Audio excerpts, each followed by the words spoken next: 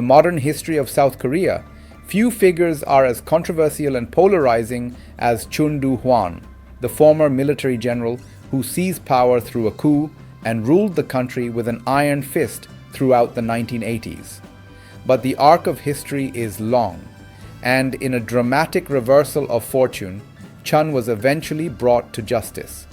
In 1996, more than a decade after leaving office, the once untouchable dictator was sentenced to death by a South Korean court for crimes committed during his brutal regime. It was a powerful moment in the country's democratic journey, marking a shift from military dictatorship to civilian rule and judicial accountability. Chun Doo-hwan came to power in 1979 after the assassination of then-President Park Chung-hee. At the time, Chun was a major general in the military. In December of that year, he launched a military coup, ousting the interim government. By 1980, he had declared martial law and taken full control of the presidency. But it was the events of May 1980 that would come to define his rule and ultimately his downfall. When citizens in the city of Gwangju began protesting for democracy, Chun's military government responded with overwhelming violence. Soldiers opened fire on unarmed civilians. The result was the Gwangju massacre, in which estimates range from 200 to over 600 people killed, though many activists claim the real number was even higher. During his presidency from 1980 to 1988, Chun's regime was marked by political repression, suppression of press freedoms, and mass arrests of dissenters. Although South Korea experienced rapid economic growth during this period, earning it the nickname the Miracle on the Han River, it came at the cost of basic freedoms. After being forced to step down in 1988 amid mass protests and mounting public pressure, Chun retreated from political life. For a time, it seemed he might escape justice. But South Korea's new democratic leaders, especially President Kim Young-sam, were determined to hold him accountable. In 1995, Chun was arrested alongside his successor, Roh Tae-woo. Both men were charged with mutiny, treason, and corruption.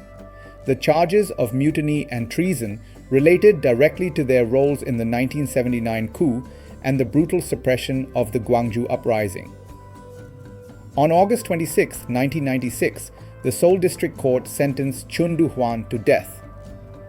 Roh Tae-woo received 22 years in prison. The court ruled that Chun had staged an illegal coup and used military force against his own people, crimes that, under the South Korean constitution, carried the death penalty. Chun was also found guilty of amassing over 220 billion won, approximately 230 million USD, in illegal slush funds during his time in office. The prosecution accused him of widespread corruption involving kickbacks from top businesses, including major conglomerates. Although Chun was sentenced to death, he never faced execution.